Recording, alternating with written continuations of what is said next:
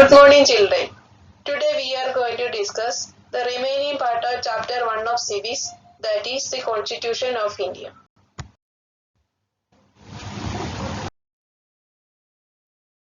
Fundamental rights. Fundamental rights are those rights which are essential for the all-round development and well-being of a citizen. Judiciary has the supreme power to protect our fundamental rights. Article 32 provides for right to constitutional remedies through which a person may approach the Supreme Court on violation of his or her fundamental rights. The Indian Constitution guarantees 6 fundamental rights to its citizens, which are mentioned in Part 3 of the Constitution of India. They are as follows.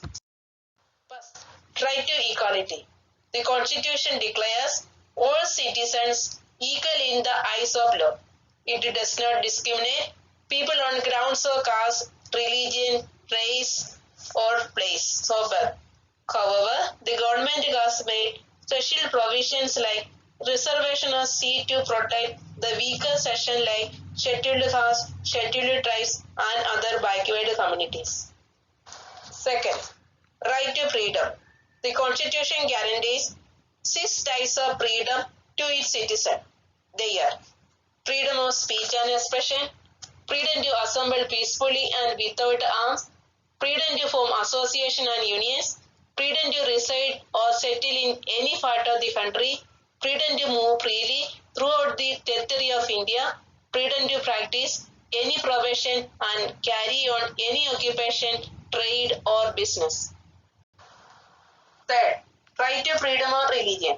The Constitution guarantees the right to freedom of religion, according to which all religions are equal before the state and no religion will be given preference over the other.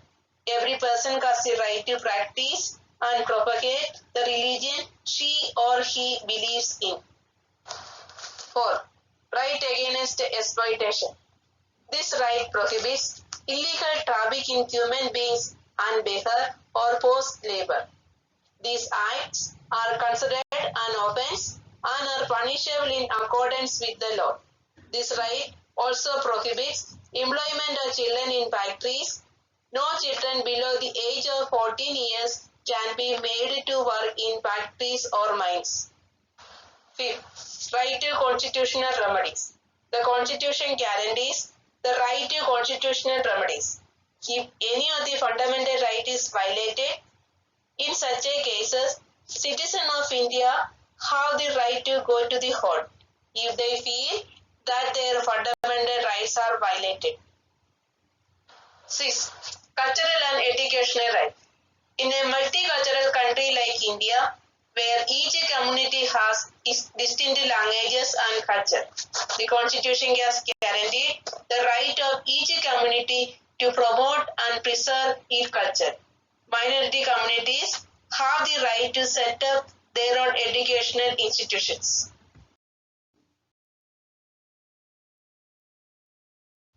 Fundamental right as human rights. Human rights are the basic rights and freedom that belong to every person in the world from birth until death. They are based on the principle of respect for the individual. Human rights allow all people to live with dignity, freedom, equality, justice and peace. Human rights include the right to life and liberty, right to work, right to safe and healthy working conditions, right to equality before law, right to social security and insurance, and many more. National Human Rights Commission.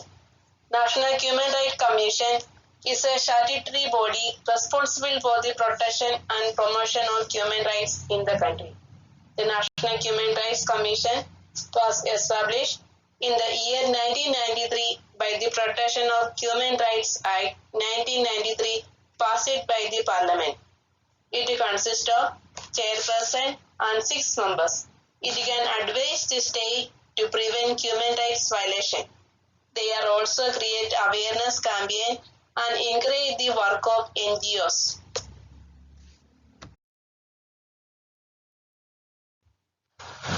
Fundamental duties. Rights and duties are interlinked. Every right has a corresponding duty. Rights cannot exist in isolation. For example, if we have the right to practice the religion of our choice, we have a duty to allow others to practice their religion. Some important fundamental duties assigned to the citizen are: first, to respect the national flag and the national anthem. Second, to preserve the rich cultural heritage of the country. Third, to abide by the constitution and respect its ideals and institutions. Fourth, to defend the country and promote the spirit of brotherhood. Fifth, to maintain and preserve public property. Sixth, to develop scientific temper. Seven, to protect and conserve our natural environment. Secularism. The term secularism emerged during the freedom struggle. The word secular clearly indicates that all the people have complete freedom to follow, preach or practice any religion. A secular state does not establish any religion as the official religion of the country and does not favor any particular religion. The Indian Constitution allows each and every citizen of India the freedom to live by his or her religious beliefs and practice as they interpret them.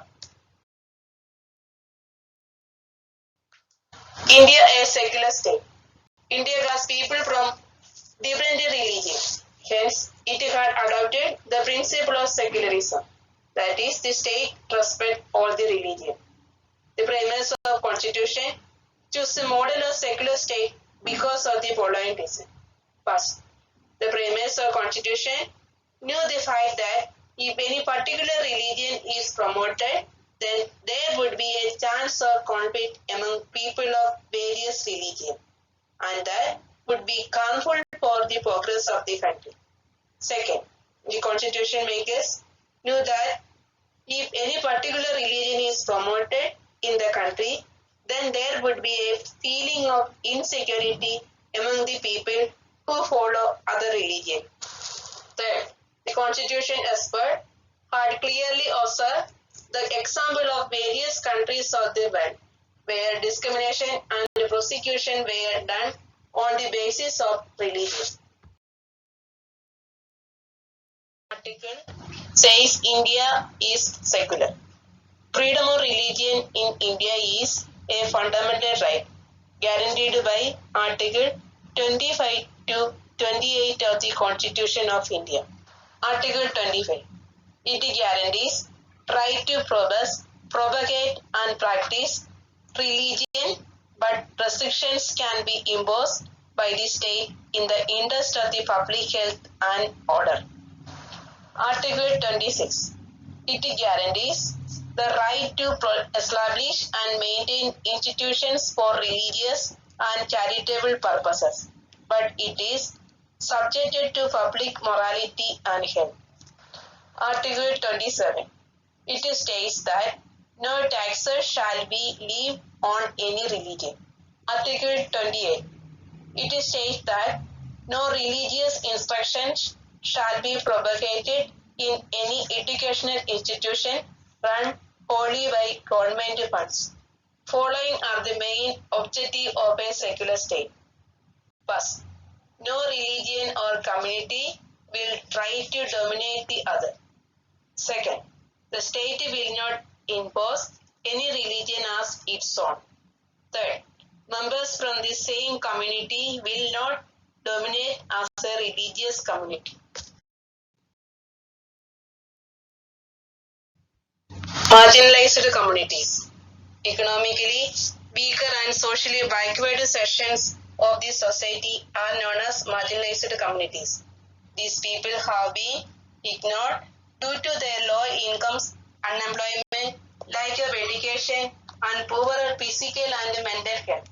After independence, the Indian government took strong measures to improve their condition. They are as follows. First, Article 17 of the Indian Constitution states that untouchability is abolished and its practice in any form is forbidden. Second, Article 46 states that government shall take care of the education and economic interest of the weaker section of the society, particularly of the marginalized groups, and shall protect them from social injustice and other forms of exploitation. Third, in government jobs, some posts are reserved for SCs, STs, and OBCs. Fourth, in educational institutions, also seats are reserved for them. Fifth, coaching and training for various competitive exams is provided free to the students of marginalized communities. Sixth, a national commission for SCs and STs has been set up to safeguard their rights. 7. Various scholarship programs have been launched for SCs and STs students at pre-metric and post-metric levels. 8.